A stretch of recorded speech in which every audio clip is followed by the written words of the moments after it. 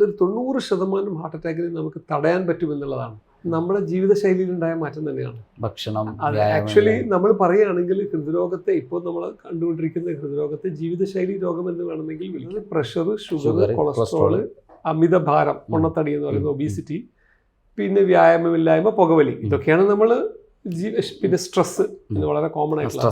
അതെ, ഇതൊക്കെയാണ് ജീവിതശൈലി രോഗങ്ങൾ എന്ന് പറയുന്നത്. ഈ രോഗം വരാതിരിക്കാൻ നമുക്ക് എന്ത് ചെയ്യണം എന്നുള്ള മെസ്സേജാണ് പ്രത്യേകിച്ച് നിങ്ങളെപ്പോലത്തെ ഈ പത്രപ്രവർത്തകരും ഈ ആളുകളും ചെയ്യേണ്ടത്. ഈ ഉറക്കം വളരെ ഇമ്പോർട്ടൻ്റ് ആണ്. അത് ഉറക്കം ഇമ്പോർട്ടൻ്റ് എന്ന് വെച്ചാൽ മിനിമം ഒരു 6 to 8 hours എല്ലാവരും ഉറങ്ങണം എന്നുള്ളതാണ്.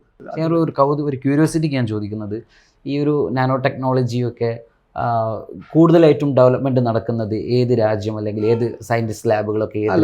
ഇത് തീർച്ചയായിട്ടും 2 കാര്യങ്ങളാണ് നല്ലത്. ഇത് ഒന്ന്, ഇതിൻ്റെ ആ രാജ്യത്തിൻ്റെത് മാത്രമല്ല, ഇതിന് ഫണ്ട് ചെയ്യാൻ വലിയ ഈ മെഡിക്കൽ കമ്പനീസ് വേണം.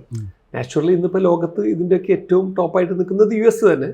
പിന്നെ അതിന് താഴെ ജപ്പാനും ചൈനയും ഒക്കെ ഉണ്ട്, ജർമ്മനൊക്കെ ഉണ്ട്. പക്ഷേ എങ്കിലും ഇന്ന് വേൾഡിലെ ടോപ്പായിട്ടുള്ള ഈ മെഡിക്കൽ കമ്പനീസ്, പ്രത്യേകിച്ച് ഇപ്പോൾ നമ്മുടെ ഒരു കാർഡിയോളജി റിലേറ്റഡ് ആയിട്ട് വരികയാണെങ്കിൽ പേസ് മേക്കർ കമ്പനീസ് ആയിക്കോട്ടെ, സ്റ്റെൻറ്റ് കമ്പനീസ് ആയിക്കോട്ടെ, ഈ നമ്മൾ ഇന്ന് ഉപയോഗിക്കുന്ന ന്യൂവർ ടെക്നോളജിയിലുള്ള ഒരു അധിക പങ്ക് സാധനങ്ങളും US നിന്നാണ് വരുന്നത്. അത് വേൾഡിൽ ടോപ്പായിട്ടുള്ള പല മൾട്ടിനാഷണൽ കമ്പനീസ് ഉണ്ട്. അവരിൽ തന്നെയാണ് വരുന്നത്, അവരിൽ നിന്നാണ് നമ്മളത് പ്രൊക്യൂർ ചെയ്യുന്നത്. ഈ നാച്ചുറലായിട്ടുള്ള ആ ഒരു പ്രക്രിയക്ക് പകരമായിട്ടാണല്ലോ പുതിയ ചിപ്പുകൾ ഘടിപ്പിക്കുന്നത്. ഈ നാച്ചുറലായതിൻ്റെ എത്ര ശതമാനം അതിൻ്റെ ഒരു ആക്ടിവേഷൻ അല്ലെങ്കിൽ കിട്ടുമെന്നുള്ളത്? നാച്ചുറൽ എന്ന് പറയുമ്പോൾ ഞാൻ നേരത്തെ പറഞ്ഞ പോലെ നമ്മൾ അങ്ങനെ നമ്മൾ ആലോചിക്കുമ്പോൾ നമ്മൾ അങ്ങനെ ആലോചിക്കുമ്പോഴാണ് ഞാൻ എപ്പോഴും പറയേണ്ടത്, നമ്മൾ ദൈവം മനുഷ്യനെ സൃഷ്ടിച്ചതിൻ്റെ ആ ഒരു സൃഷ്ടി വൈഭവം നമ്മൾ നമ്മുടെ ശരീരത്തിലേക്ക് തന്നെ നോക്കിയാൽ നമുക്ക് മനസ്സിലാവും. ഖുർആനിലൊരു ആയത്തുണ്ട്, ഏതാണ് ഇതെന്ന് എനിക്ക് ഓർമ്മയില്ല, അതിൻ്റെ ഒരു മീനിങ് മാത്രം പറയാം, ആയത്തിന് എനിക്ക് ഓർമ്മയില്ല. നിങ്ങൾ പ്രപഞ്ചത്തിലേക്ക് നോക്കൂ, നിങ്ങൾ നിങ്ങളുടെ ശരീരത്തിലേക്ക് നോക്കൂ, നിങ്ങൾക്ക് എൻ്റെ തെളിവ് കാണാം എന്ന ഒരു മീനിങ് വരുന്ന ആയത്താണ്. ആ ആയത്തിൻ്റെ കറക്റ്റ് എന്നെ ഭയങ്കര സ്വാധീനിച്ച ഒരു ആയത്താണ്. എന്ന് വെച്ചാൽ പ്രപഞ്ചത്തിലേക്ക് നോക്കാൻ പറയുന്നത്, ഞാൻ രാവിനെ പകലിൽ പൊതിയുന്നു, അതെ, രാവിനെ പകലിൽ പൊതിയുന്നു. നിങ്ങൾക്ക് ഈ രാവും പകലും മാറി മാറി വരുന്നില്ലേ? നിങ്ങൾക്ക് രാവിനെ ഞാൻ ക്ഷീണം മാറ്റുന്നതിന് വേണ്ടി പകലിനെ നിങ്ങൾക്ക് നിങ്ങളുടെ മറ്റ് എന്താ പറയുക ജീവിത മാർഗത്തിന് വേണ്ടിയിട്ട് വിടുന്നു എന്നൊക്കെ പറഞ്ഞ് നിങ്ങൾ ദിക്കുകളിലേക്ക് നോക്കൂ, അവിടെ നിങ്ങൾക്ക് കാണാം. എന്ന് വെച്ചാൽ ഈ പ്രപഞ്ചം, ഈ ഭൂമി, അത് ചുറ്റുന്നതിനെക്കുറിച്ച്, നമുക്ക് രാവും പകലും ഉണ്ടാകുന്നതിന്, പിന്നെ നമ്മൾ സൂര്യന് ചുറ്റുന്നതിനെക്കുറിച്ച്, പിന്നെ ഈ ഗോളങ്ങൾ ചുറ്റുന്നതിനെക്കുറിച്ച്, ഇതിനെക്കുറിച്ചൊക്കെ നിങ്ങൾ ഇതൊക്കെ ഒരു സംവിധാനിച്ച ആ ഒരു സംവിധാനത്തെക്കുറിച്ച് അതിന്റെ പിന്നിൽ ആരാണെന്ന് നിങ്ങൾ ആലോചിക്കുന്നില്ലേ എന്ന് മനുഷ്യനോട് ചോദിക്കുന്ന ഒരു ചോദ്യമാണ്.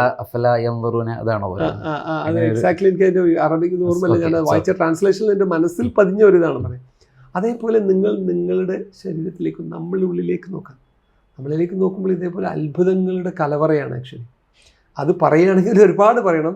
ഏറ്റവും സിമ്പിൾ, ഞാൻ കാർഡിയോളജിസ്റ്റ് ആയതുകൊണ്ട്, ഹാർട്ടിൻ്റെ ഡോക്ടർ ആയതുകൊണ്ട് ഒരു സിമ്പിൾ കാര്യം മാത്രം, ഒരു മനുഷ്യൻ്റെ ഹാർട്ടിലുള്ള അത്ഭുതത്തിനെ കുറിച്ച് ഒരു കാര്യം മാത്രം പറയാം. നമ്മുടെ ഹാർട്ട്, ഒരു മനുഷ്യൻ്റെ ഒരു അഡൽട്ട്, ഒരു പ്രായപൂർത്തിയായ ഒരാളുടെ ഹൃദയത്തിൻ്റെ ഒരു വെയിറ്റ് എത്രയാണെന്ന് പറയാം? ഒരു ഏകദേശം ഒരു 300-350 ഗ്രാമാണ്. ഈ വെറും 350 ഗ്രാം മാത്രമുള്ള ഹൃദയം ഒരു ദിവസത്തിൽ എത്ര പ്രാവശ്യം പിടിക്കുന്നുണ്ടെന്ന് അറിയാം?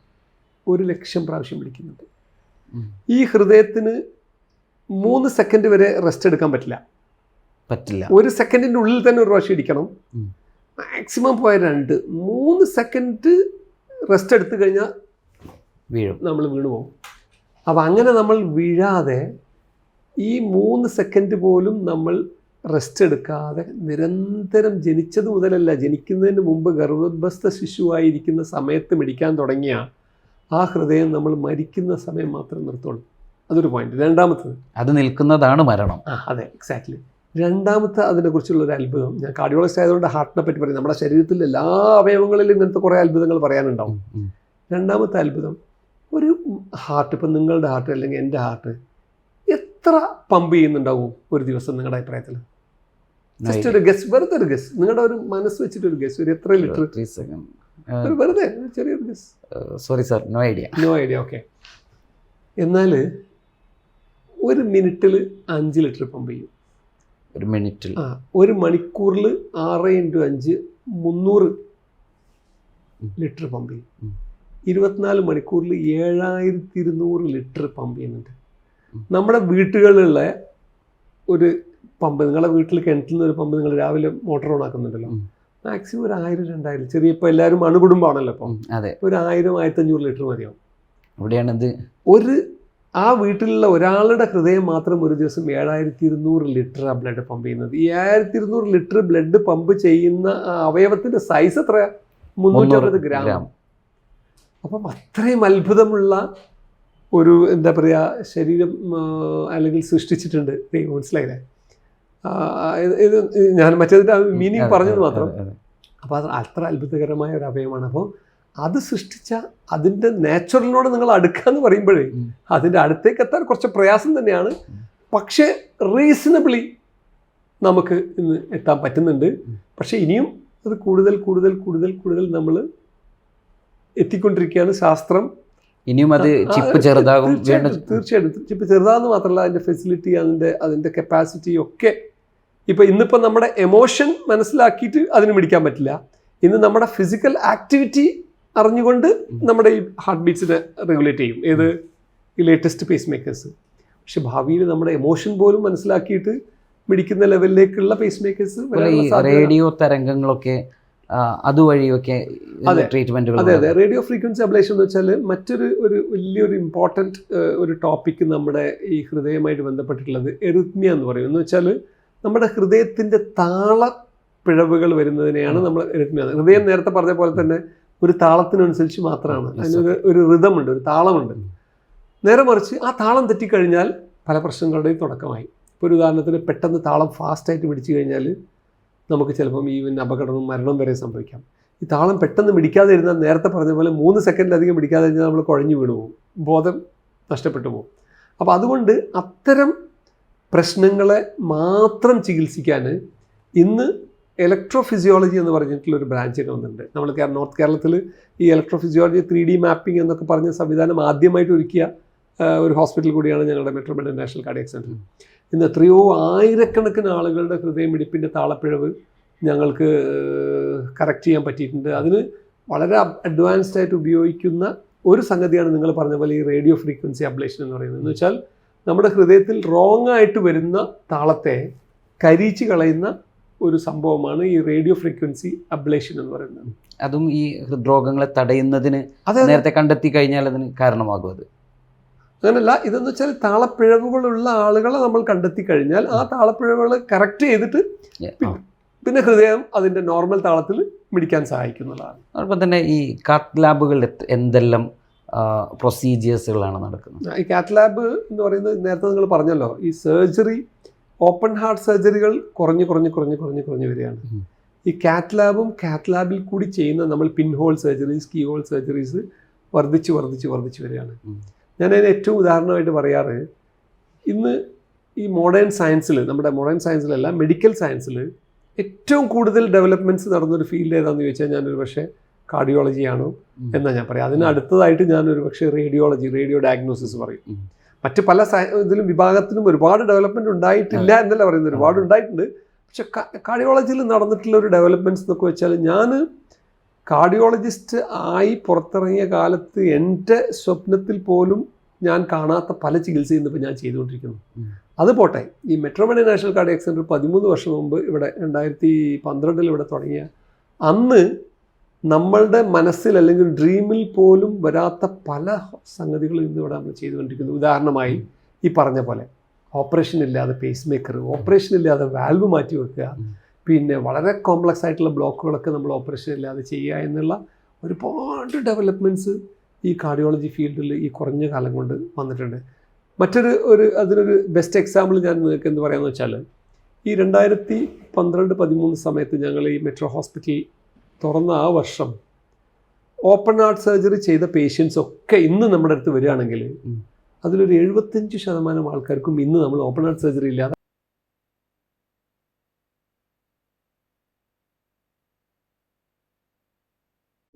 സംഭവിച്ചതെന്ന് നിങ്ങൾക്ക് അതിൽ നിന്ന് മനസ്സിലായി. ഞാൻ ഇത് അടുത്തൊരു ഇതിലേക്ക് പോകുന്നതിന് മുന്നേ സാറിൻ്റെ ഒരു ഹിസ്റ്ററിയിൽ എത്ര ആളുകളെ ഇതുപോലെ ചികിത്സക്ക് സക്സസ് ആക്കാൻ പറ്റിയിട്ടുണ്ട്? ആക്ച്വലി എൻ്റെ പേഴ്സണൽ ഇതിൽ എനിക്ക് തോന്നുന്നു ഒരു 15,000 to 20,000 കാർഡിയക് പ്രൊസീജിയറാണ് ഞാൻ ചെയ്തിട്ടുള്ളത്. പിന്നെ ഇവിടെ വെച്ച് മാത്രമാണോ അല്ലെങ്കിൽ ഞാനിപ്പം കാർഡിയോളജി കഴിഞ്ഞിട്ട് ഞാൻ മദ്രാസ് മെഡിക്കൽ കോളേജിലാണ് കാർഡിയോളജി കഴിഞ്ഞത്. 2002 ഞാൻ DM കാർഡിയോളജി പാസ്സായത് മദ്രാസ് മെഡിക്കൽ കോളേജിൽ. പിന്നെ അതിനുശേഷം ഞാൻ doctor KM Cherian Madras medical മിഷനിലൊക്കെ കുറേ വർഷങ്ങൾ ഞാൻ വർക്ക് ചെയ്തിട്ടുണ്ട്. അതൊക്കെ ഇതേപോലെ അതിൽ നിന്നൊക്കെ കിട്ടിയ ഒരു ഇൻസ്പിറേഷനാണ്. അന്ന് നമ്മുടെ നാട്ടിൽ ഈ ഒരു അഡ്വാൻസ്ഡ് ഹാർട്ട് ട്രീറ്റ്മെൻറ്റിനുള്ള സൗകര്യം ഉണ്ടായിരുന്നില്ല. അന്ന് എല്ലാവർക്കും ഒരു ബൈപ്പാസ് വേണമെങ്കിലോ അല്ലെങ്കിൽ ഒരു വാൽവ് റീപ്ലേസ്മെൻറ്റ് വേണമെങ്കിൽ ഉടനെ ചെന്നൈയിലേക്ക് പോകേണ്ട ഒരു അവസ്ഥയായിരുന്നു. അധികം ആളുകളും ചെന്നൈയിലേക്കായിരുന്നു വന്നിരുന്നത്, ഞാൻ ചെന്നൈയിൽ പഠിച്ചിരുന്ന കാലത്ത്. പക്ഷേ ഇന്ന് ആക്ച്വലി എന്നോട് ചോദിക്കുകയാണെങ്കിൽ ഇന്ന് ഹാർട്ടിൻ്റെ ഒരു പ്രൊസീജിയറിനും നമ്മൾ ഈ കോഴിക്കോട് വിട്ടു പോകേണ്ട ആവശ്യമില്ല. ലോകത്ത് ചെയ്യുന്ന 99.9% ഹാർട്ട് പ്രൊസീജിയേഴ്സും അവൈലബിൾ ആണ്. പിന്നെ ഏതെങ്കിലും ഇല്ലെങ്കിൽ അതിന് കാരണം ആ ടെക്നോളജി ഒരു എന്താ പറയുക ഇന്റർനാഷണൽ അടിസ്ഥാനത്തിൽ ഇങ്ങോട്ട് എത്തിയിട്ടില്ല എന്നുള്ള ഇംപ്ലിമേഷൻ്റെ പ്രശ്നം മാത്രമാണ്. അതല്ലാതെ ഇന്ന് നമുക്കത് ചെയ്യാൻ പറ്റാത്ത പ്രശ്നമില്ല, അതിനുള്ള സൗകര്യമില്ലാത്ത പ്രശ്നമില്ല എന്നുള്ളതും കൂടി ഒരു ഞാനൊരു മണ്ടൻ ചോദ്യമാണ് ചോദിക്കാൻ പോണത്. കാരണം എന്താ വെച്ചാൽ ഓരോ വിഭാഗത്തിനും അതിൻ്റേതായിട്ടുള്ള ആളുകൾ വേണം. പക്ഷെ എങ്കിൽ പോലും ഇങ്ങനെ ഒരു കാർഡിയോളജി എന്ന് പറയുന്നൊരു മേഖലയിലേക്ക് തന്നെ തിരഞ്ഞെടുക്കാനുണ്ടായിട്ടുള്ളൊരു കാരണം എന്താണ്? അതിലേക്കൊരു ഒരു വഴിത്തിരിവ് എന്താണ്? ആക്ച്വലി അതൊരു ഈ എപ്പോഴും നമ്മൾ മറ്റ് അവയവങ്ങൾ ഏറ്റവും എന്താ പറയുക most dynamic organ in the body എന്താണ്? ഹാർട്ടാണ്. ബാക്കി എല്ലാ അവയവങ്ങളും നിങ്ങൾ നോക്കുകയാണെങ്കിൽ റെസ്റ്റ് എടുക്കുന്ന അവയവങ്ങളാണ് പാർഷ്യലിയെങ്കിലും. ഇപ്പം നമ്മൾ ഭക്ഷണം കഴിക്കാത്ത സമയത്ത് നമ്മുടെ വയറ്, ലിവറ് ഇതൊക്കെ അതിനൊക്കെ റെസ്റ്റ് ആണല്ലോ. നമ്മൾ ഉറങ്ങുന്ന സമയത്ത് നമ്മുടെ ബ്രെയിൻ അറ്റ്ലീസ്റ്റ് 50% റെസ്റ്റ് എടുക്കും. നമ്മൾ നടക്കാത്ത സമയത്ത് നമ്മുടെ ശരീരത്തിലെ എല്ലാ അവയവങ്ങൾക്കും ഒരു പാർഷ്യൽ റെസ്റ്റ് ഉണ്ട്. തീരെ റെസ്റ്റ് എടുക്കാത്ത ഒരേ ഒരു അവയവം ഉറങ്ങാതിരിക്കുന്ന. യെസ്. കാരണം 3 സെക്കൻഡ് റെസ്റ്റ് എടുത്തു കഴിഞ്ഞാൽ ആള് കുഴഞ്ഞു വീണു. 3 മിനിറ്റിനുള്ളിൽ, ഞാൻ എപ്പോഴും പറയുന്നൊരു വാക്കുണ്ട്, 3 സെക്കൻഡ് ഹാർട്ട്. നമ്മൾ ഈ മനുഷ്യരെന്ന് പറഞ്ഞാൽ ഭയങ്കര അഹങ്കാരമൊക്കെ ആയിട്ട് നടക്കുന്ന ആളല്ല. നേരത്തെ പറഞ്ഞ പോലെ ഏതൊരു അഹങ്കരിക്കുന്ന ആളും ഏതൊരു വലിയവനും ഈ ലോകത്തുള്ളവന് 3 സെക്കൻഡ് അവൻ്റെ ഹാർട്ട് പണി മുടക്കി കഴിഞ്ഞാൽ അവൻ നിലത്ത് വീണു തീർന്നു. എന്നിട്ട് ഏതെങ്കിലും ഒരു ദയവുള്ളവൻ 3 മിനിറ്റ് സമയം കൊണ്ട് അവനൊരു CPR ചെയ്ത് രക്ഷപ്പെടുത്തിയിട്ടില്ലെങ്കിലോ പെർമനൻ്റ് ആയി. ഇത്രയേ ഉള്ളൂ മനുഷ്യ ജീവിതം. ഇത് ഈ മനുഷ്യനാണ് ഈ ലോകത്ത് ഈ പരാക്രമങ്ങൾ മുഴുവൻ കാട്ടിക്കൂട്ടുന്നുള്ളത് വലിയൊരു അത്ഭുതമുള്ള കാര്യമാണ്. ഒരു 3 സെക്കൻഡ് ആലോചിച്ചാൽ എല്ലാം നിൽക്കും. അത്രേ ഉള്ളൂ. എന്നിട്ടാണ് മനുഷ്യന് പവറിന് വേണ്ടിയിട്ടും മറ്റ് ഇതിനൊക്കെ വേണ്ടിയിട്ട് ലോകത്ത് സമ്പത്തിനും പവറിനും വേണ്ടിയിട്ട് ഈ അക്രമങ്ങളും ഇതൊക്കെ ഇപ്പോൾ ലോകത്ത് നമ്മൾ കാണുന്നുണ്ടല്ലോ പലതും. അധിനിവേശം ആയിക്കോട്ടെ അല്ലെങ്കിൽ മറ്റ് ഇതൊക്കെ വാറായിക്കോട്ടെ, ഇതൊക്കെ ചെയ്തു കൂട്ടുന്നത് ഈ മനുഷ്യന് ഇത്രയേ ഉള്ളൂ എന്നും മാത്രമല്ല അതൊരു ഫിലോസഫിക്കലാണെങ്കിലും ഈ മനുഷ്യൻ്റെ ജീവിതം എന്ന് പറയുന്നത് വളരെ ഷോർട്ടല്ലേ. നമ്മളിന്നിപ്പം ഇന്നിപ്പം കേരളത്തിൽ ലൈഫ് എക്സ്പെക്റ്റൻസി കൂടി 80-75 ആയി. ഒരു ആവറേജ് ഇന്ത്യയിൽ എടുക്കാന്നുണ്ട് 65-70 ഇടയിലാണ്. ഇത്രമാത്രം ഇത് നമ്മുടെ ഒരു ഭൂമിയുടെ ഒരു പ്രായം നോക്കുകയാണെങ്കിൽ അല്ലെങ്കിൽ പ്രകൃതിയുടെ ഒരു ഏജൊക്കെ നോക്കുകയാണെങ്കിൽ ഇതൊരു കുമിള നിലത്ത് വീണ് പൊട്ടുന്ന സമയം പോലും ഇല്ല. അങ്ങനത്തെ നമ്മളാണ് ഈ പരാക്രമണവുമായിട്ട് ഓടി നടക്കുന്നത്. ആലോചിക്കുമ്പോൾ വളരെ അത്ഭുതമാണ് അതൊക്കെ. അതുപോലെ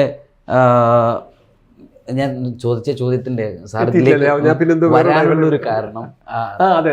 അപ്പോൾ എനിക്ക് ആ ഒരു ഇതുമായിട്ട് നമ്മുടെ ഈ ഒരു അവയവമായിട്ടുള്ള നമുക്കൊരു താല്പര്യം ഉണ്ടാവില്ല. ഇപ്പം നമ്മൾ പഠിക്കുന്ന സമയത്ത് ആദ്യം MBBS, ആക്ച്വലി ഞാൻ ഈ MBBS പഠിക്കുന്ന സമയത്ത് തന്നെ ഫസ്റ്റ് MBBS വാങ്ങിച്ച ബുക്കിൽ ഞാൻ അന്ന് തന്നെ എഴുതി വെച്ചു. ആക്ച്വലി നമ്മൾ ഫസ്റ്റ് MBBS പഠിക്കുമ്പോൾ നമ്മൾ ഈ ഫിസിയോളജി എന്ന് പറഞ്ഞ സബ്ജക്റ്റ് പഠിക്കും. അതിൽ നമ്മൾ ഓരോരോ അവയവങ്ങളെക്കുറിച്ചൊക്കെ നമ്മൾ പഠിക്കുമ്പോഴേ അതിൽ എനിക്ക് അന്നേ ഒരു പക്ഷെ അന്നെന്ന് പറയുമ്പം വർഷങ്ങൾക്ക് 30-35 വർഷങ്ങൾക്ക് മുമ്പ് അന്നൊന്നും ഈ രോഗം അത്ര സുലഭമല്ലല്ലോ, ആയിട്ടില്ല. പോലും ഞാൻ പറഞ്ഞില്ല ഈ ഒരു അവയവത്തുമായിട്ട് നമുക്കുള്ള ഒരു അട്രാക്ഷൻ കാണില്ലേ ഈ പറഞ്ഞമായിട്ടുള്ള ഈ ഒരു ഫിസിയോളജി നമ്മൾ പഠിക്കുമ്പോഴാണ് നമുക്കൊരു ആശ്ചര്യം. അതാണ് സത്യം പറയുകയാണെങ്കിൽ ഇതിലേക്ക് എന്നെ ആകർഷിച്ചത്. ഞാൻ അന്ന് എൻ്റെ ബുക്കിൽ എഴുതി വെച്ചു ഇങ്ങനെ ഡോക്ടർ മുഹമ്മദ് മുസ്തഫ MBBSൻ്റെ ഡിഗ്രിയൊക്കെ എഴുതി വെച്ചു. അതാണ് ഏറ്റവും വലിയൊരു തമാശ. ആ ബുക്കിൻ്റെ കയ്യിലുണ്ട്. MBBS, MD ജനറൽ മെഡിസിൻ പഠിച്ചെങ്കിലേ കാർഡിയോളജിയിലേക്ക് പോകാൻ പറ്റുള്ളൂ. പിന്നെ DM കാർഡിയോളജി എന്നൊക്കെ. അൽഹംദുലില്ലാഹ് ദൈവത്തിന് സ്തുതി, നമ്മൾ ആഗ്രഹിച്ച പോലെ നമുക്കത് എത്താനും ഒരുപാട് ഹൃദ്രോഗികളെ നമുക്ക് ചികിത്സിക്കാനും പറ്റി എന്നുള്ളത് വലിയൊരു സന്തോഷമുള്ള കാര്യമാണ്. അതോടൊപ്പം തന്നെ ഈ ഒരു സാങ്കേതിക വിദ്യകളൊക്കെ ഇനി എങ്ങനെ എല്ലാവർക്കും, ഇപ്പം ലോകമൊക്കെ ചുരുങ്ങിക്കൊണ്ടിരിക്കുകയാണല്ലോ. പണ്ട് നമ്മളൊരു യൂറോപ്പിൽ പോകാന്ന് പറയുന്നത് അതൊരു വലിയ സംഭവമായിരുന്നു. ഇന്നത് കോഴിക്കോട് നമുക്ക് ചെക്കിങ് ചെയ്ത് കയറി വൈകിട്ട് അല്ലെങ്കിൽ 2 ദിവസം കഴിഞ്ഞ് തിരിച്ചു വരുന്ന ഒരു പ്രൊസീജിയർ മാത്രമാണ്. ഈ സൗകര്യങ്ങളൊക്കെ, ഈ സാങ്കേതിക വിദ്യകളൊക്കെ ഈ ഒരു സാധാരണക്കാർക്ക് ഇനി അതിലാണ് എനിക്ക് തോന്നുന്നു കുറേ ഗവേഷണം നടക്കേണ്ടത്. കാരണം സാറ് പറഞ്ഞ പോലെ തന്നെ ഒരു 35 വയസ്സായ ഒരു യൗവനത്തിൽ ഒരു പണിക്കൊക്കെ പോകുന്ന, അത്യാവശ്യം വരുമാനവും വൈറ്റ് കോളർ ജോബൊക്കെ ഉള്ള ഒരാളായിരിക്കും, അല്ലെങ്കിൽ സാധാരണക്കാരനാവട്ടെ, പെട്ടെന്ന് വീണ് പോവാണ്, കുടുംബാനിശ്ചയത്തിലേക്ക് പോവാണ്. പക്ഷെ ഇവർക്ക് ഈ ഒരു വലിയ ടെക്നോളജിയും വലിയ സംഖ്യയും ഇവരുടെ മുമ്പിൽ ഏറ്റവും അപ്പോഴേക്കിന് വീട് വിൽക്കുകയാണ്, അല്ലെങ്കിൽ സന്നദ്ധ സംഘടനകളിലേക്ക് വരികയാണ്. ഈ ഒരു അതിന് ഇനി എത്ര കാലം നമ്മൾ കാത്തിരിക്കും? നമുക്ക് വലിയൊരു സങ്കടകരമായ കാര്യം എന്ന് വെച്ചാൽ ഇതിലൊക്കെ ഇപ്പോൾ ഇത്ര അഡ്വാൻസ്മെൻ്റ് ഒക്കെ വരുന്നുണ്ടെങ്കിലും കോസ്റ്റ് ഓഫ് ട്രീറ്റ്മെൻറ്റ് ക്രമാതീതമായി വർദ്ധിച്ചു വരിക എന്നുള്ളത് വലിയൊരു സങ്കടമുള്ള കാര്യമാണ്. അപ്പോൾ അതുകൊണ്ട് ഇത് നമുക്ക് എല്ലാവർക്കും ഡെലിവറി ചെയ്യാൻ പറ്റുമോ എന്നുള്ള ഒരു ഇത്. പിന്നെ അത് മാത്രമല്ല, പണ്ട് ഈ ഹോസ്പിറ്റൽ ഇതെന്ന് പറയുന്നത് നമ്മളതൊരു ആതുര ശുശ്രൂഷ രംഗം അല്ലെങ്കിൽ ഒരു സേവന രംഗമായിട്ടായിരുന്നു കണ്ടിരുന്നത്. ഇന്ന് അതൊരു ഹെൽത്ത് കെയർ ഇൻഡസ്ട്രിയായി മാറി. മനസ്സിലായില്ല, അതിൽ കുറേ പ്ലസും മൈനസും ഉണ്ട്, ഡിബേറ്റബിൾ ആണ്. പക്ഷേ അങ്ങനെ ആകുന്നതോട് കൂടിയിട്ട് നമുക്ക് എന്താ വെച്ചാൽ അതിൻ്റെ ഒരു കോസ്റ്റ് ഓഫ് ട്രീറ്റ്മെൻറ്റും ഇതൊക്കെ വർദ്ധിച്ചു വരുന്നു, മത്സരങ്ങൾ നടക്കുകയും ചെയ്യുന്ന ഒരു കാലം. അപ്പം നമുക്ക് അപ്പോൾ ഒരു ട്രീറ്റ്മെൻറ്റ് എല്ലാവർക്കും കിട്ടുക എന്നുള്ള ആ ഒരു ഇതിനെക്കുറിച്ച് വലിയൊരു ചാലഞ്ച് വരുന്നുണ്ട്. അത് ആക്ച്വലി പറയുകയാണെങ്കിൽ ഒരു ഗവൺമെൻറ് തലത്തിലൊക്കെ നമ്മളൊരു ആരോഗ്യം, ഇപ്പം ഇന്ന് പല രാജ്യങ്ങളിലും അവരുടെ ആരോഗ്യ സംരക്ഷണം എന്ന് പറയുന്നത് ആ ഗവൺമെൻറ്റിൻ്റെ റെസ്പോൺസിബിലിറ്റി പോലെയാണ്. എന്ന രീതിയിൽ എല്ലാ പൗരനും ആരോഗ്യം അല്ലെങ്കിൽ അതിനുള്ള സംവിധാനം, ചികിത്സാ സംവിധാനം ഗവൺമെൻറ് അടിസ്ഥാനത്തിൽ തന്നെ കൊടുക്കാൻ പറ്റണമെങ്കിലേ ഇത് എല്ലാവർക്കും ഒരുപോലെ ലഭ്യമാവുള്ളൂ. അതല്ലെങ്കിൽ പുതിയ ടെക്നോളജിയൊക്കെ വരുമ്പോൾ അതൊരു കോസ്റ്റൊക്കെ കൂടിയിട്ട് പോകും. പക്ഷേ ഞങ്ങൾ ഇതിനെ മാക്സിമം എങ്ങനെ കോസ്റ്റ് എഫക്റ്റീവായിട്ട് ചെയ്യാൻ പറ്റും എന്നുള്ളതിനെക്കുറിച്ച് ഞങ്ങളും ഒരുപാട് ഇത് നടത്തിക്കൊണ്ടിരിക്കുന്നുണ്ട്. പക്ഷേ ഒരു റീസണബിളായിട്ട് നമുക്ക് ചെയ്യാൻ പറ്റുന്നുണ്ട് എന്നുള്ളത് ഒരു യാഥാർത്ഥ്യം കൂടിയാണ്. ഇന്നിപ്പം നമ്മളിപ്പോൾ എല്ലാ പേഷ്യൻസും വളരെ റിച്ച് ആയിട്ടുള്ള പേഷ്യൻസ് അല്ല, വളരെ സാധാരണക്കാരായ പേഷ്യൻസാണ് നമ്മുടെ പേഷ്യൻസിൽ ഏറ്റവും കൂടുതൽ.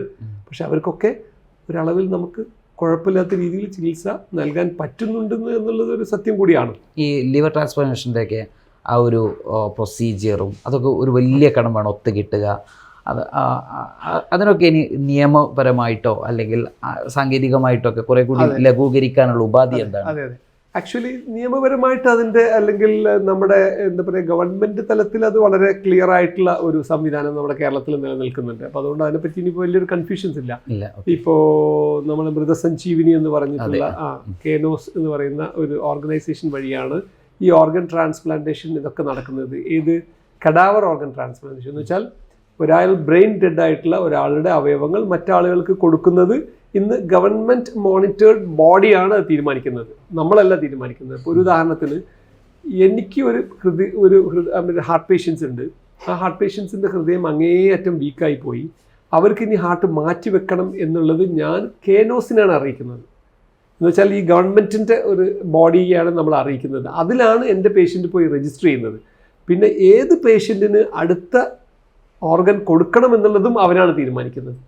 അത് ആ ഒരു മെറിറ്റ് അടിസ്ഥാനത്തിലും ആ ഒരു പ്രയോറിറ്റി നമ്മുടെ ഫസ്റ്റ് കം ഫസ്റ്റ് സെർവ് എന്നുള്ള ഒരു അടിസ്ഥാനത്തിൽ തന്നെയാണ് നടക്കുന്നത്.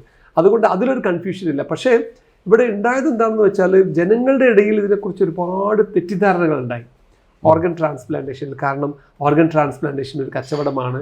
ഞാൻ പറയുന്നത് കഡാവർ ഓർഗൻ ട്രാൻസ്പ്ലാന്റേഷനാണ്. മറ്റത് നമുക്ക് പറഞ്ഞുകൂടാ. പേഴ്സൺ ടു പേഴ്സൺ നടത്തുന്നത്, അതും ഗവൺമെൻറ് ബോഡി അതിനെ മോണിറ്റർ ചെയ്യുന്നുണ്ട്. അതിൽ ചിലപ്പോൾ നടക്കുന്ന പോലെ പോലും ഇതിൽ ഒന്നും നടക്കാനുള്ള സാധ്യതയില്ല. കാരണം ഇതൊരു ഗവൺമെൻറ് ബോഡിയാണ്. ഇപ്പം നമുക്ക് ഒരു അതിൻ്റെ പ്രൊസീജിയേഴ്സ് ഉണ്ട്. ഇപ്പോൾ നമ്മൾ ഒരു ഒരു പേഷ്യൻ്റ് ഓർഗൻസ് ഒക്കെ ഡൊണേറ്റ് ചെയ്യാൻ ഒരു ബ്രെയിൻ ഡെഡ് ആയിട്ടുള്ള ആളുടെ ബന്ധുക്കൾ വന്നിട്ട് ആ ആളുകളുടെ അവയവങ്ങൾ ഡൊണേറ്റ് ചെയ്യാൻ തീരുമാനിച്ചു കഴിഞ്ഞാൽ പിന്നെ ഈ സംഘടന മൃതസഞ്ജീവിനിയാണ് നോക്കുക ആരൊക്കെയാണ് ഈ അവയവങ്ങൾക്കൊക്കെ വെയിറ്റിങ്ങിലുള്ളത്.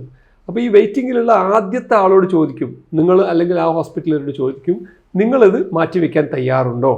രോഗിയും ഹോസ്പിറ്റലും ആ സർജനും ആ ടീമും റെഡി ആണെങ്കിൽ ഉടനെ അവർക്ക് കൊടുക്കും. നേരെ മറിച്ച് അവർ റെഡി ഇല്ലെങ്കിൽ അടുത്ത ആൾ ആരാണോ റെഡി ഉള്ളത് അവർക്ക് കൊടുക്കും. എന്നിട്ട് കേരളത്തിൽ ആരും റെഡി ഇല്ലെങ്കിൽ കേരളത്തിൻ്റെ പുറത്തുള്ള മറ്റ് സ്റ്റേറ്റിൽ നിന്ന് ഈവൻ ഫ്ലൈറ്റ് ചാർട്ട് ചെയ്ത് വന്നിട്ട് ഹൃദയം കൊണ്ടുപോകാറുണ്ട്, പ്രത്യേകിച്ച് ചെന്നൈയിലേക്ക്. ചെന്നൈയിലൊക്കെ ഹൃദയ ട്രാൻസ്പ്ലാന്റേഷൻ കുറേ നടക്കുന്ന സ്ഥലമാണ്. അപ്പോൾ ആ രീതിയിലാണ്. അപ്പോൾ അതിലിനി ഒരു കൺഫ്യൂഷൻ ഇല്ല. പക്ഷേ പബ്ലിക്കിൻ്റെ ഇടയിൽ അതിൽ ഒരുപാട് കൺഫ്യൂഷൻ ഉണ്ടാക്കി, ഇതിൻ്റെ ഇടയ്ക്ക് ഒരു സിനിമയൊക്കെ വന്ന് ഈ കുറേ അതിൻ്റെ കൺഫ്യൂഷൻ അത് കൂട്ടി. അതുകൊണ്ട് എന്താ സംഭവിച്ചതെന്ന് വെച്ചാൽ നമ്മുടെ നാട്ടിൽ ഈ ഹാർട്ട് ട്രാൻസ്പ്ലാന്റേഷനും ഇങ്ങനത്തെ അവയവ ട്രാൻസ്പ്ലാന്റേഷൻ നടക്കുന്നത് തീരെ അങ്ങ് കുറഞ്ഞു പോയി. എന്ന് വെച്ചാൽ ഈ മസ്തിഷ്ക മരണം മരിച്ച ആളുകളുടെ അവയവങ്ങളൊക്കെ അവസാനം മണ്ണിൽ അലിയുന്ന രീതിയിൽ പോയി, ഒരാൾക്കും പ്രയോജനമില്ലാത്ത രീതിയിലാണ് നടന്നുകൊണ്ടിരിക്കുന്നത്. അപ്പോൾ ഒരു ജനറൽ പബ്ലിക്കിന് ഇതിനെക്കുറിച്ച് നല്ലൊരു അവയർനെസ് വേണം. ആളുകളൊക്കെ ഈ ഓർഗൻ കൊടുക്കാനുള്ള ഒരു സന്നദ്ധത ആളുകളുടെ ഇടയിൽ നിന്ന് ഉണ്ടാവണം എന്നുള്ള ഒരു മെസ്സേജ് കൂടി നമ്മൾ പബ്ലിക്കിന് പറയണം. കാരണം ഈ ഓർഗൻ കഡാവറിക് ഓർഗൻ എന്ന് വെച്ചാൽ മരിച്ച ആളുകളുടെ അവയവം കൊടുക്കുന്നതിന് ഇന്ന് വളരെ ട്രാൻസ്പാരൻറ്റുമായിട്ടുള്ള ഒരു ഗവൺമെൻറ് ബോഡിയാണ് അത് നിയന്ത്രിക്കുന്നത് എന്നുള്ളത് സാധാരണ ജനങ്ങൾ അറിഞ്ഞിരിക്കേണ്ടത് വളരെ ആവശ്യമാണ്. അതിനെക്കുറിച്ച് ഒരു ദുരൂഹതയും അവിടെ സാധ്യതയില്ല എന്നുള്ളതാണ് എനിക്ക് പറയാനുള്ളത്. അവസാനമായിട്ട് ഈ നമ്മുടെ ഇതിൻ്റെയൊക്കെ സ്ട്രെസ്സ് ഇതിൽ വളരെ പ്രധാനപ്പെട്ട അത് കുറയ്ക്കാൻ നമ്മൾ എന്താ ചെയ്യട്ടെ?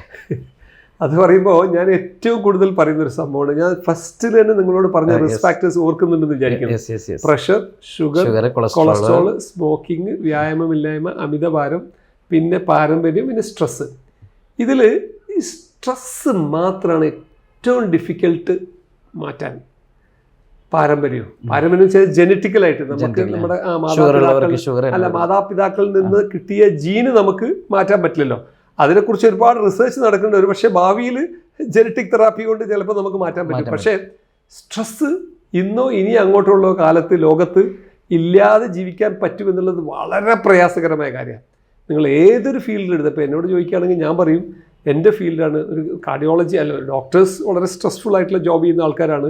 അതിലേറ്റവും സ്ട്രെസ് ആരോടാന്ന് ചോദിച്ചാൽ ഞാൻ കാർഡിയോളജിസ്റ്റ് എന്നേ പറയുള്ളൂ. കാരണം നമ്മൾ മറ്റ് ഡോക്ടറിൽ നിന്ന് വ്യത്യസ്തമായി ഞങ്ങൾ ജീവനിലാണ് പണിയെടുക്കുന്നത്. മറ്റുള്ള ഡോക്ടേഴ്സൊക്കെ അവയവങ്ങളിൽ പണിയെടുക്കുമ്പോൾ ഞങ്ങൾ ജീവനിൽ പണിയെടുക്കുന്ന ആളുകൾ. അപ്പോൾ അത് ഏറ്റവും മോസ്റ്റ് സ്ട്രെസ്ഫുൾ ആണ്. കാരണം എന്തെങ്കിലും ഒരു അപകടം വരാൻ പാടില്ല. അപകടം വരികയാണെങ്കിൽ ആ പേഷ്യൻറ്റിനെ റെസ്ക്യൂ ചെയ്യണം, എങ്ങനെയെങ്കിലും രക്ഷപ്പെടുത്തണം എന്നുള്ള ഒരു വലിയൊരു ബാധ്യത ഞങ്ങൾക്കുണ്ട്. അപ്പോൾ അതുകൊണ്ട് അതുപോലെ ഇന്ന് നിങ്ങളൊരു LKG കുട്ടിയോട് ചോദിച്ചാൽ പോലും അതിനൊരു സ്ട്രെസ് ഉണ്ട്. സ്ട്രെസ് ഇല്ലാത്ത പ്രൊഫഷൻ ഒന്നുമില്ല. അപ്പോൾ അതുകൊണ്ട് സ്ട്രെസ്സിനെ മിനിമൈസ് ചെയ്യുക, അല്ലെങ്കിൽ അതിനെ എങ്ങനെ നേരിടുക എന്നുള്ളതിനെക്കുറിച്ച് ആലോചിക്കുന്നതായിരിക്കും നല്ലത്. സ്ട്രെസ് ഇല്ലാതെ ജീവിക്കുക എന്ന് പറഞ്ഞാൽ പിന്നെ നമ്മൾ ഈ ലോകത്തു നിന്നൊക്കെ വിട്ട് വല്ല വനവാസത്തിലേക്കോ. എന്തെങ്കിലും ഒരു ഉപാധി ഉണ്ടോ അതിൽ? എപ്പോഴും നമ്മൾ വർക്കും നമ്മുടെ ഇതുമായിട്ടുള്ളൊരു ബാലൻസ് ചെയ്യുക എന്നുള്ളതാണ് നമുക്കതിന് പറയാനുള്ളത്. മനസ്സിലായില്ലേ? ഒന്ന്, നമ്മുടെ ഹൃദയത്തെ ഇപ്പം നമുക്ക് ഈ ലോകത്ത് എല്ലാവർക്കും ജീവിക്കാനുള്ള സംവിധാനം ദൈവം തന്നെ ഇവിടെ നൽകിയിട്ടുണ്ട്. നമ്മളെപ്പോഴും പറയില്ല, കടലിൽ വലിയ തിമിംഗലം ഉണ്ടായിട്ട് അതിൻ്റെ ഇടയിൽ ചെറിയ പൂട്ടയ്ക്കും മറ്റേ ഇതിനൊന്നും അവിടെ മത്തിയും അയലയും ജീവിക്കുന്നതിന് ഭക്ഷണം കിട്ടാത്ത പ്രശ്നം വരാറുണ്ടോ? ഇല്ല. അവരൊക്കെ നല്ല ഒരു എക്കോസിസ്റ്റത്തിൽ അവിടെ ഇങ്ങനെ പോയിക്കൊണ്ടിരിക്കും. അതേപോലെ തന്നെയുള്ളൂ ഈ ലോകം. നമ്മളിങ്ങനെ പരക്കെ ഓടേണ്ടതുണ്ടോ എന്ന് നമ്മൾ ആലോചിക്കും. അതാണ് ആക്ച്വലി ഇന്ന് മനുഷ്യർക്ക് ഏറ്റവും കൂടുതൽ സ്ട്രെസ് ഉണ്ടാക്കുന്ന കാര്യം. ഇന്ന് എനിക്ക് ജീവിക്കാൻ വഴിയില്ല, അല്ലെങ്കിൽ എനിക്ക് അരി വാങ്ങാൻ വഴിയില്ലല്ലോ എന്നുള്ളതല്ല എൻ്റെ പ്രശ്നം. മറ്റുള്ള ആളുകൾ എന്നെക്കാളും ഉഷാറായിട്ട് കഴിയുന്നുണ്ടല്ലോ എന്നതാണ് എൻ്റെ ഏറ്റവും വലിയ സ്ട്രെസ്. അതിനെയാണ് നമ്മുടെ ഹൃദയം വളരെ ലോലമായ ഒരു അവയവമാണ്. ഇതിൽ നമ്മൾ നല്ല സാധനങ്ങളെ ഫീഡ് ചെയ്യുകയും ഹാപ്പിനെസ്, ഒരു ജനറോസിറ്റി, കാരുണ്യം, മറ്റുള്ളവരോടുള്ള ദയ, മനസ്സിലായിട്ടില്ലേ? ഒരു മറ്റുള്ളവരെ അക്സെപ്റ്റ് ചെയ്യാനുള്ള ടോളറൻസ്, വിശാല മനസ്കത, മറ്റുള്ളവർ എന്തായിക്കോട്ടെ, നമ്മളുടെ സെയിം ഐഡിയോളജി അല്ലെങ്കിൽ വേറെ എന്താണെങ്കിലും അവനെയും ഉൾക്കൊള്ളാനുള്ളൊരു മനസ്സ്, അങ്ങനത്തെ ഒരു വിശാല മനസ്കത മനുഷ്യന് ഉണ്ടാകുകയാണെങ്കിൽ ഹൃദയം വളരെ സോഫ്റ്റാകും. അതേ സമയത്ത് അതിൻ്റെ അകത്ത് അസൂയ, പക, വിദ്വേഷം, ഗ്രീഡ്, ആങ്കർ, ഇതൊക്കെയാണ് മനുഷ്യൻ്റെ ഹൃദയത്തിന് കേടായിട്ടുള്ളത്. നിങ്ങൾ ഈ പറഞ്ഞ ഇത്തരം ക്യാരക്ടേഴ്സൊക്കെ ഹൃദയത്തിൽ നിന്ന് ഒഴിവാക്കി നല്ല ക്യാരക്ടേഴ്സ് ഹൃദയത്തിലേക്ക് കൊണ്ടുപോയാൽ മനുഷ്യൻ്റെ ആരോഗ്യ പ്രശ്നവും സ്ട്രെസ്സൊക്കെ 90% നമുക്ക് കുറയ്ക്കാൻ പറ്റും. അതാണ് ഒരു സിമ്പിൾ മെത്തേഡ്. ഇനി ഇന്നത്തെ കാലത്ത് പ്രാക്ടിക്കലി അത് എത്രത്തോളം പറ്റുമെന്നുള്ള വേറെ പ്രശ്നം. പിന്നെ നമ്മൾ ഒരു മിനിമം ഒരു വർക്ക് ലൈഫ് ബാലൻസ് നമ്മൾ ശ്രമിക്കണം. എല്ലാം എക്സ്ട്രീമിലേക്ക് പോകണമെന്നില്ല. ഏറ്റവും ചുരുങ്ങിയത് മിനിമം ഒരു അരമണിക്കൂറെങ്കിലും നമ്മൾ ഫിസിക്കൽ എക്സസൈസിന് വേണ്ടി നമ്മൾ സ്പെൻഡ് ചെയ്യണം. ഒന്നുകിൽ നടത്തമായിക്കോട്ടെ, സൈക്ലിംഗ് ആയിക്കോട്ടെ, സ്വിമ്മിങ് ആയിക്കോട്ടെ, എന്തെങ്കിലും ആയിക്കോട്ടെ, ചെറിയ ആക്ടിവിറ്റി അല്ലെങ്കിൽ ജിമ്മിൽ പോകുന്ന ആക്ടിവിറ്റീസ് ആയിക്കോട്ടെ, അത് നമ്മൾ സ്പെൻഡ് ചെയ്യണം. ഒന്ന്. രണ്ടാമത്തത്, നമ്മൾ ഒരു സ്പിരിച്വൽ എക്സസൈസ്, നമുക്കൊരു ഒരു ദൈവവിശ്വാസമുള്ള ആളാണെങ്കിൽ ഏത് മതത്തിൽപ്പെട്ട ആളായിക്കോട്ടെ, ആ ദൈവവുമായിട്ടുള്ള ഒരു അടുപ്പം, മനസ്സിലായില്ലേ, ധ്യാനം, പ്രാർത്ഥന, ഇപ്പോൾ മുസ്ലിങ്ങൾ 5 നേരം നമസ്കാരം, ഇത്തരം കാര്യങ്ങളൊക്കെ, അല്ലെങ്കിൽ യോഗ, ഇങ്ങനെ ഇത്തരം കാര്യങ്ങളൊക്കെ നമ്മൾ ചെയ്യുമ്പോൾ നമ്മുടെ ശരീരത്തിൽ നിന്നുള്ള ഈ സ്ട്രെസ് അങ്ങനെ കുറയാൻ ഇന്ന് ലോകത്ത് അവൈലബിലിറ്റിയിലെ ബെസ്റ്റ് സാധനം ഈ പറഞ്ഞതൊക്കെയാണ്. അപ്പോൾ നമ്മൾ കുറച്ച് നേരത്തെ ഫിസിക്കൽ എക്സസൈസ് നമ്മുടെ ആത്മാവിന്, നമ്മുടെ സ്പിരിറ്റിന്, നമ്മൾ ഈ രീതിയിൽ റിലാക്സ് ചെയ്യാനുള്ളതും ചെയ്യുക. പിന്നെ ഒരു റീസണബിൾ സമയം ഉറക്കവും നമ്മൾ ചെയ്യുകയാണെങ്കിൽ, പിന്നെ മിതമായ ഭക്ഷണം, ആരി വലിച്ച് തിന്നുന്നതിന് ബദലായിട്ട് ഈ ഫാസ്റ്റ് ഫുഡൊക്കെ വലിയ അപകടം. തീർച്ചയായിട്ടും അതിനെപ്പറ്റി പറയുകയാണെങ്കിൽ നമുക്ക് വേറൊരു എപ്പിസോഡിൽ നമുക്കതിനെപ്പറ്റി പറയാം. മിതമായ ഭക്ഷണം. അപ്പോൾ ഈ ഒരു കോമ്പിനേഷൻ ആയിരിക്കും മനുഷ്യന് ഒരു ആരോഗ്യപരമായി ഈ കാലഘട്ടത്തിൽ ജീവിക്കാൻ പറ്റിയ ഒരു ബെസ്റ്റ് ഒരു റെസിപ്പി എന്ന് ഞാൻ പറയാൻ ആഗ്രഹിക്കുന്നു. അതോടൊപ്പം സാറിൻ്റെ ഈ ഒരു എന്താ പറയുക, ഈ ഒരു യാത്രയിൽ ഏറ്റവും പ്രതിസന്ധി തോന്നിയ അങ്ങനെ ഒരു സമയം ഉണ്ടാവുമല്ലോ, ഒരുപാട് പ്രശ്നങ്ങൾ മാത്രം കാണുന്ന അവരെ ജീവനിലേക്ക് കൊണ്ടുവരാൻ അങ്ങനെ തോന്നിയൊരു അത് ഒരു പ്രതിസന്ധി എന്നുള്ളതിൽ കൂടി വളരെ ഏറ്റവും നമ്മളെ ഒരു മുൾമുനയിൽ നിർത്തിയ ഒരു സംഭവം ഞാൻ പറയാമെന്ന് വെച്ചാൽ, നമ്മൾ ഈ മെട്രോപൊളിറ്റൻ നാഷണൽ കാർഡിയക് സെൻറ്റർ തുടങ്ങിയിട്ട് നമ്മുടെ ആദ്യത്തെ ഹാർട്ട് ട്രാൻസ്പ്ലാന്റേഷൻ 10 വർഷം മുമ്പ്, ഈ മാസം അതിൻ്റെ 10ാം വാർഷികമാണ്. ആക്ച്വലി ഞങ്ങളിപ്പോൾ അടുത്ത തന്നെ ഒരു പരിപാടി ആൾ ജീവിച്ചിരിപ്പുണ്ട്. ആ ഒരു പരിപാടി നടത്താൻ പോവുകയാണ്. ഷംസുദ്ദീൻ എന്ന് പറഞ്ഞ പേഷ്യൻ്റ്, മഞ്ചേരിയിൽ നിന്നുള്ള പേഷ്യൻ്റ്. അദ്ദേഹം ഹാർട്ട് ഫെയിലായി വളരെ സിക്കായിട്ട് ഇങ്ങനെ ഇടക്കിടക്ക് വന്ന് അഡ്മിറ്റ് ചെയ്യും. എഴുന്നേറ്റ് ബാത്റൂമിലേക്ക് പോലും പോവാൻ പറ്റാത്ത ഒരു അവസ്ഥയുണ്ടായിരുന്നു. അങ്ങനെ മാസങ്ങളോളം ചികിത്സയിലായി. അങ്ങനെയുണ്ടല്ലോ, വളരെ വീക്കായിട്ട് അനങ്ങാൻ പറ്റാത്ത അവസ്ഥയിൽ. അങ്ങനെ അവസാനം നമുക്ക് ഹാർട്ട് ട്രാൻസ്പ്ലാന്റേഷനുള്ള ഒരു ഓർഗൻ കണ്ണൂർ മട്ടന്നൂരിൽ നിന്ന് കൊണ്ടുവരാൻ അത് കിട്ടി എന്നുള്ള ഈ കേനോസ് ഉണ്ടല്ലോ, നമ്മുടെ ബ്രദർസഞ്ജീവിൽ നിന്ന് അപ്രൂവലൊക്കെ കിട്ടി. നമ്മുടെ സർജൻ ഡോക്ടർ നന്ദകുമാർ സാറും ടീമും ഈ പേഷ്യൻറ്റിൻ്റെ ഹൃദയം, മരിച്ച മസ്തിഷ്ക മരണം സംഭവിച്ച ആ ഡോണറുടെ ഹൃദയം എടുത്തു കൊണ്ടുപോകാൻ അങ്ങോട്ട് പോയിരിക്കുകയാണ്. ഈ ഷംസുദ്ദീൻ എന്ന പേഷ്യൻ്റ് വളരെ സിക്കായിട്ടാണ് ഇരിക്കുന്നത്. അപ്പം എൻ്റെ മനസ്സിൽ ഞാൻ ഇവിടുന്ന് മോണിറ്റർ ചെയ്തുകൊണ്ടിരിക്കുകയാണ്. ഇതൊക്കെ പോയവരുണ്ട്, ഇവിടെയുള്ള ടീമുണ്ട്. ഇവിടെ രാത്രിയാണ്, 1 മണി 2 മണി സമയത്ത്. അപ്പോഴാണ് പറയുന്നത്, അവർ ഹൃദയം അവിടെ നിന്ന് എടുത്ത് കൊണ്ടുവരികയാണ്, ഇവിടെ എത്തിയിട്ടില്ല. അപ്പോഴാണ് പറയുന്നത് ഷംസുദ്ദീൻ പെട്ടെന്ന് വളരെ സീരിയസ് ആയി. ആ ഒരു വല്ലാത്തൊരു നിമിഷമായിരുന്നു. കാരണം അവിടുന്ന് ഹൃദയം കൊണ്ടുവരുന്നു, ഇയാളുടെ നെഞ്ഞ് തുറന്ന് ഒന്നിനും കഴിയാത്ത ഈ ഹൃദയത്തെ എടുത്തൊഴിവാക്കി മറ്റേ ഹൃദയം ഫിറ്റ് ചെയ്തെങ്കിൽ മാത്രമാണ് അയാൾക്ക് ലൈഫുള്ളത്. അതിൻ്റെ ഇടക്ക് അത് അയാൾ മരിച്ചു പോകുമോ എന്നുള്ള വല്ലാത്തൊരു ആശങ്ക ഉണ്ടായ ഒരു സമയം ഉണ്ടായിരുന്നു. അത് നമ്മുടെ ഡോക്ടേഴ്സ് എല്ലാവരും കൂടി വളരെ നല്ല രീതിയിൽ മാനേജ് ചെയ്ത് കുറച്ചൊരു അനുഗ്രഹം കൊണ്ട് ഹാർട്ട് ട്രാൻസ്പ്ലാന്റേഷൻ സക്സസ്ഫുള്ളായിട്ട് ഞങ്ങൾക്ക് നടത്താൻ പറ്റുകയും അയാൾ 10 വർഷം കഴിഞ്ഞിട്ട് ഇപ്പോഴും പൂർണ്ണ ആരോഗ്യവാനായിട്ട് ജീവിച്ചിരിക്കുന്നു എന്നുള്ള വലിയ സന്തോഷമാണ്. ആ ഒരു രാത്രി എൻ്റെ എന്താ പറയുക, ഈ പ്രൊഫഷണൽ ലൈഫിൽ ഏറ്റവും ഒരു മോസ്റ്റ് ത്രില്ലിങ് ആൻഡ് എന്താ പറയുക ഇതുണ്ടാക്കിയ ഒരു ഹാർട്ടിൻ്റെ ഡോക്ടർ എന്ന നിലയ്ക്ക് ഞങ്ങൾക്ക് ഒരുപാട് ഇതേപോലത്തെ മൊമെൻറ്റ്സ് ഉണ്ടാവും. കാരണം ഈ പേഷ്യൻസ് ചിലപ്പോൾ കൊലാപ്സ് ആയിട്ടായിരിക്കും നമ്മുടെ അടുത്ത് വരിക. നമ്മൾ അവരെ എമർജൻസി ആയി തിയേറ്ററിൽ കൊണ്ടുപോയിട്ട് പ്രൈമറി ആൻജിയോപ്ലാസ്റ്റി ചെയ്ത് രക്ഷപ്പെടുത്തുന്ന ഒരുപാട് സംഭവങ്ങൾ ഉണ്ടായിട്ടുണ്ട്. പക്ഷേ അതിലൊക്കെ ഏറ്റവും എൻ്റെ മനസ്സിൽ ഒരിക്കലും മായാതെ നിൽക്കുന്ന ഈ ഒരു അനുഭവം ഈ ഒരു ഷംസുദ്ദീൻ എന്നൊരു പേഷ്യൻ്റ്. അടുത്തൊരു സ്വപ്നം എന്താണ് ഡോക്ടറുടെയും സ്ഥാപനത്തിൻ്റെയും? നമ്മുടെ സ്വപ്നം എന്താണെന്ന് വെച്ചാൽ, ഇന്ന് ഈ വർദ്ധിച്ചു വരുന്ന ഈ ഒരു ചെലവുണ്ടല്ലോ, ആ ചെലവിനെ എങ്ങനെയെങ്കിലും നമുക്ക് പിടിച്ചു നിർത്തിക്കൊണ്ട് ഈ ഹൃദ്രോഗ ചികിത്സ എല്ലാ തട്ടിലുമുള്ള ആളുകൾക്ക് നമുക്ക് ഒരുപോലെ എത്തിക്കാൻ പറ്റുക എന്നുള്ളതാണ് എൻ്റെ ഏറ്റവും വലിയ ലക്ഷ്യം. അതാണ് നമ്മുടെ ഏറ്റവും വലിയ ലക്ഷ്യം. അത് ഒരുപാട് നമ്മുടെ നാട്ടിലുള്ള അതിനേക്കാൾ വലുത്, ഞാൻ നേരത്തെ പറഞ്ഞ പോലെ ഞാൻ ഏറ്റവും കൂടുതൽ പ്രോഗ്രാം നടത്തിയിട്ടുള്ള ഹൃദ്രോഗം വരാതെ നോക്കാനുള്ള ഇതിനെക്കുറിച്ചാണ്. അതിനെക്കുറിച്ച് ഇനിയും ആളുകളിലേക്ക് ഇതിനെക്കുറിച്ച് പബ്ലിക് അവയർനെസ് കൊണ്ടുവരിക എന്നുള്ളതാണ് എൻ്റെ ഒരു ഡ്രീം. രണ്ടാമത്തെ ഡ്രീം, ആളുകൾക്ക് എല്ലാവർക്കും തന്നെ സാമ്പത്തികം മറ്റുള്ള വ്യത്യാസമില്ലാതെ എല്ലാ ആളുകൾക്കും ഏറ്റവും ബെസ്റ്റ് ട്രീറ്റ്മെൻറ്റ് നമ്മുടെ നാട്ടിൽ തന്നെ കൊടുക്കുവാൻ കഴിയുക എന്നുള്ളതും, അതിൽ ഈ എളിയവൻ്റെ ചെറിയൊരു കോൺട്രിബ്യൂഷൻ എനിക്ക് ഇനിയും കൂടുതൽ ചെയ്യാൻ പറ്റുക എന്നുള്ളതാണ് എൻ്റെ ഒരു ഡ്രീം. ലോകമുണ്ടായ ശേഷം പടച്ചവൻ ഒരുപാട് ആളുകളെ പല രീതിയിലും സൃഷ്ടിച്ചിട്ടുണ്ട്. അപ്പോൾ അതിൽ ഏറ്റവും നന്നായിട്ട് പടച്ചവൻ അനുഗ്രഹിച്ച നല്ലൊരു കഴിവ് കിട്ടിയ ഒരു വ്യക്തിയാണ് ഡോക്ടർ. അങ്ങയുടെ ആ ഒരു തീരുമാനങ്ങളും പദ്ധതികളും ഒക്കെ വളരെ വിജയകരമായിട്ട് മുന്നോട്ട് പോകട്ടെ. ഞങ്ങളൊക്കെ പ്രാർത്ഥിക്കും, കൂടെ നിൽക്കും.